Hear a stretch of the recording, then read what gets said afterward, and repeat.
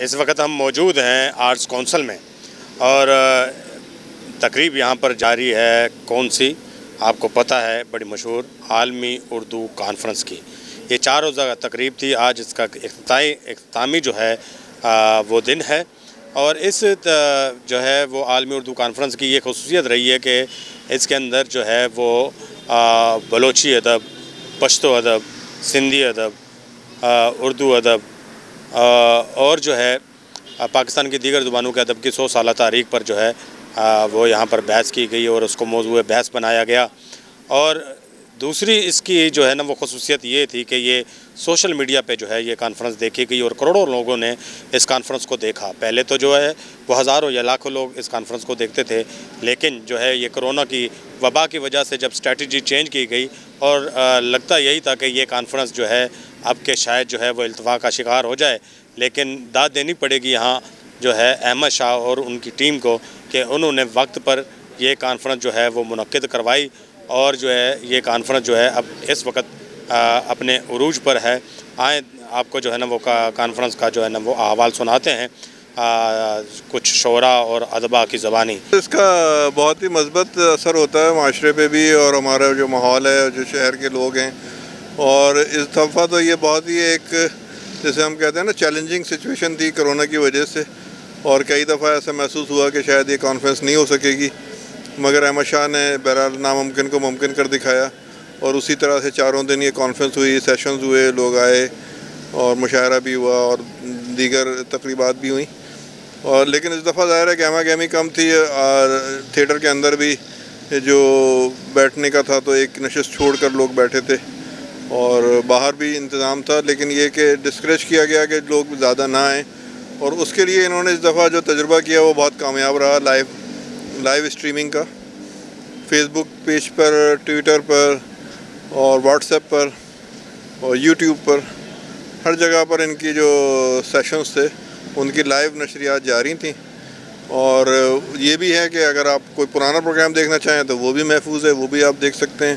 ہر programme کی الگ الگ کلپ پڑی ہوئی ہے اور لوگوں نے گھروں میں بیٹھ کے، میں نے خود ایک جمعے کی فرائیڈے کے دن میں نہیں آیا تھا تو میں نے گھر پہ دیکھتا رہا میں سارا ان کا پروگرام.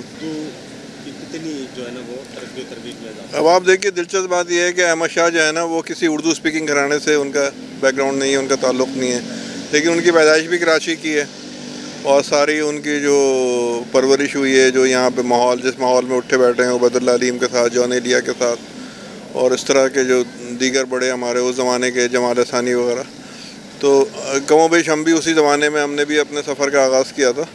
تو ان کا چونکہ اردو کا بہت اچھا ایک اٹھنا بیٹھنا رہا، ماحول رہا. پھر خود یہ شعر تو نہیں کہتے لیکن ان کو سینکڑوں اشعار جو ہیں وہ حفظ ہیں. آپ کسی بھی شاعر کا نام لیں گے آپ کو 2-4 شعر اس کے ضرور سنائیں گے. تو یہ ان کا ایک ادبی بیک گراؤنڈ ہے اور ایک ادب سے ان کا لگاؤ ہے. تو اسی لیے جب یہ پہلی دفعہ الیکشن جیتے ہیں تو سن 2008 میں پہلی مرتبہ یہ کانفرنس ہوئی اور اس کے بعد سے مسلسل کسی سال بھی اس میں جو ہے نا کوئی گیپ نہیں آیا. اور 13واں یہ آج کانفرنس تھی، 12 سال ہو چکے. تو 13 یعنی اتنے تسلسل کے ساتھ میں خود دوسرے شہروں میں کانفرنسز وغیرہ اٹینڈ کرتا رہا ہوں، اتنے تسلسل کے ساتھ کوئی بھی کانفرنس جاری نہیں رہی. لاہور میں الامرا کی کانفرنس ہوتی تھی تو وہ بھی جب تک عطا اللہ قاسمی چیئرمین رہے الامرا کے گورننگ باڈی کے تو وہ وہاں اس وقت تک ہوتی رہی، بعد میں وہ بھی ختم ہو گیا. اور اسی طرح سے اسلام آباد میں بھی ایک کتاب ورلڈ بک ڈے کے موقع پر ایک کتاب کانفرنس ہوتی تھی تو اس میں بھی 5-6 سال میں گیا ہوں، لیکن یہ کہ اتنے تسلسل کے ساتھ کوئی کانفرنس نہیں ہوئی.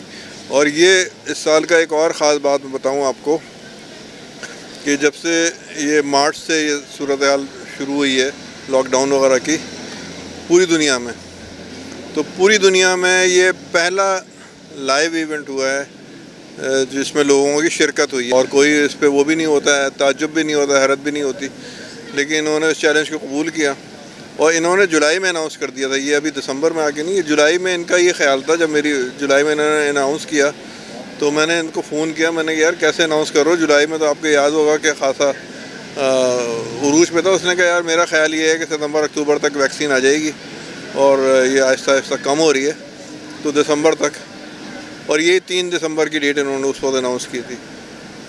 تو یہ اچھی بات ہے کہ یو ٹرن نہیں لیا انہوں نے، ورنہ ہمارے ملک میں آپ کو پتہ ہے کہ کسی بھی ایشو پہ یو ٹرن لینا کتنا آسان ہے. آپ جو ہے نا لیکن ایک قائد اعظم کا ایک قول ہے، انہوں نے قائد اعظم کے اس قول پہ عمل کیا ہے کہ کوئی فیصلہ کرنے سے پہلے 100 بار سوچو، مگر جب ایک دفعہ فیصلہ کر لو تو اس پر ڈٹ جاؤ. بالکل ہونا چاہیے، کیونکہ اب ان کے سیگمنٹ میں آج بھی بات ہو رہی تھی وہاں جہاں ہم بیٹھے ہوئے تھے کہ بہت یکسانی ہو گئی ہے. وہی سیشنز ہو رہے ہیں بار بار، نعتیہ ادب اور عیسائی ادب اور بچوں کا ادب اور سندھی، پنجابی، پشتو، یہ وہ. اس دفعہ انہوں نے تھوڑا سا تبدیل کیا تھا فارمیٹ، 100 سال کی اس کے اندر ایک فگر ڈال دی تھی. تو ہر چیز کے، بچوں کے ادب کے 100 سال، نعتیہ ادب کے 100 سال، تنقید اور تحقیق اور افسانہ، ناول، ہر چیز کے 100 سال اس دفعہ ڈسکس ہوئے ہیں. سندھی ادب کے 100 سال، پشتو ادب کے 100 سال. تو یہ ایک تھوڑی سی تبدیلی لائے اس دفعہ موضوعات میں. لیکن جو گفتگو ہوئی وہ کم و بیش وہی پرانی تھی جو ہر سال ہوتی ہے. تو ان کو چاہیے کہ اس میں کچھ تنوع کریں اور کچھ مذاکروں کی بھی صورتحال ہو اس میں، کہ لوگ ایک دوسرے سے انٹریکٹ ہو کے بات کریں، بجائے اس کے کہ ہر آدمی آتا ہے اپنا اپنا مقالہ پڑھتا ہے اور اڑ جاتا ہے. تو اس کے بجائے ایک دوسرے سے گفتگو کا بھی ماحول اس میں ہونا چاہیے. مشاعرے میں بھی بہتری ہونی چاہیے. انہوں نے ایک اچھی چیز یہ شروع کی کہ جب یہ پہلے مشاعرہ کرتے تھے تو ایک ہی مشاعرہ ہوتا تھا، اور اس میں ظاہر ہے جونیئرز کو گلہ ہوتا تھا کہ ہمیں موقع نہیں ملتا.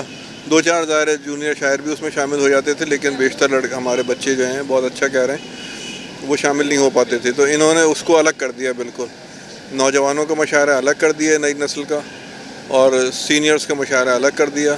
تو اس سے یہ ہے کہ وہ جو نوجوانوں کا مشاعرہ ہوا تو اس میں تو کوئی لسٹ بھی میرا خیال ہے کہ آرٹس کونسل نے نہیں بنائی تھی. اس میں جو نوجوان، انہوں نے کہا تھا کہ جو بھی نوجوان اس میں پڑھنا چاہے وہ اس میں پڑھ سکتا ہے. اور اس کی وجہ سے تھوڑی سی بدمزگی بھی ہوئی کہ سینئر، کچھ نوجوانوں میں بھی ظاہر سینئر جونیئر ہیں، تو کچھ سینئر نوجوان شاعروں کو نے پہلے پڑھ لیا. بعد میں نوارد جو شاعر آئے ان کے بارے میں لوگوں کو پتہ نہیں تھا کہ یہ کیسا کہتے ہیں. ان میں 2-4 بے وزن شعر بھی کہہ رہے تھے، تو انہوں نے بعد میں پڑھا. تو یہ تھوڑی سی گڑبڑ ہوئی. لیکن یہ کہ انہوں نے ان کو بہت بھرپور موقع دیا، اور یہ 2 سال سے یہ سلسلہ شروع ہوا ہے نوجوانوں کے مشاعرے کا. جی میں تو دیکھتا ہوں آپ کو کہ کراچی لٹریچر فیسٹیول ہو یا ادب فیسٹ ہو یا یہ ہے آرٹس کونسل کا میلہ ہو، وہاں پر آپ لوگوں کی ٹیم موجود ہوتی ہے. پورا آپ لوگ اس کو کور کرتے ہیں، اس کو دکھاتے ہیں، اس کے بارے میں لوگوں کی رائے لیتے ہیں، گفتگو کرتے ہیں. اور اس طرح سے دوسرے لوگوں تک جو شرکت نہیں کر سکتے یا شرکت نہیں کر پاتے یا شہر سے باہر ہیں، تو وہ ان کی بھی ایک طرح سے اس میں شمولیت ہو جاتی ہے، اور وہ بھی گھر بیٹھے اس کو دیکھ لیتے ہیں. تو یہ بہت اچھا آپ کے جو چینل کا کی کوشش ہے، جو چینل کا اقدام ہے، یہ بہت لائق تحسین ہے. یہ جو آپ کا سوال ہے یہ بہت تفصیل کا متقاضی ہے. اگر آپ مجھ سے مختصراً میں یہ پوچھیں گے تو میں آپ کو جواب یہ دوں گی کہ یہ اتنا بڑا کام ہے کہ یہ 2, 4, 8, 10 سالوں میں نہیں ہو سکتا. اور یہ کام دھیرے دھیرے چلتے ہیں، آہستہ آہستہ ہوتے ہیں.